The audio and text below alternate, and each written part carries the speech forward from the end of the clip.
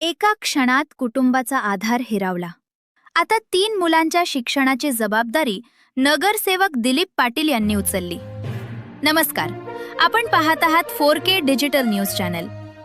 2 दिवसांपूर्वी कामोठे सेक्टर 10 येथील साई सिद्धी सोसायटीमध्ये मुसळधार पावसाच्या पार्श्वभूमीवर घरातील बेडरूमच्या छताचे प्लास्टर कोसळून झालेल्या भीषण दुर्घटनेत सुरेश लोखंडे वय 39 यांचा दुर्दैवी मृत्यू झाला, तर त्यांची चिमुरडी कन्या वेदिका लोखंडे जखमी झाली.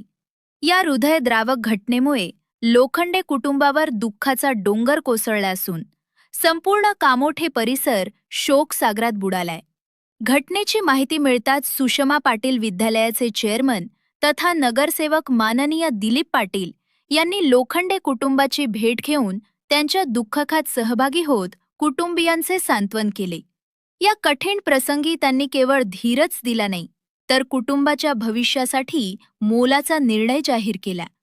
एका क्षणात वडिलांचे छत्र हरपलेल्या 3 निष्पाप मुलांच्या शिक्षणाची जबाबदारी आम्ही स्वीकारू, अशी घोषणा करत सुषमा पाटील विद्यालयामार्फत लोखंडे कुटुंबातील 3ही मुलांचे संपूर्ण शिक्षण विनामूल्य करण्याचा निर्णय त्यांनी जाहीर केला.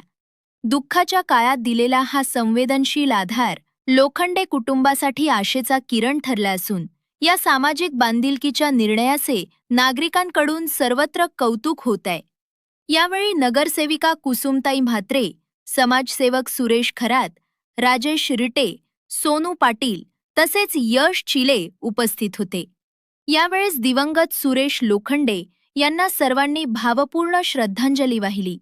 ईश्वर त्यांच्या आत्म्यास चिरशांती देवो आणि लोखंडे कुटुंबाला हे अपरिमित दुःख सहन करण्याचे बळ तसेच मुलांच्या उज्ज्वल भविष्यासाठी शक्ती प्रदान करो, हीच सर्वांनी ईश्वर चरणी प्रार्थना केली.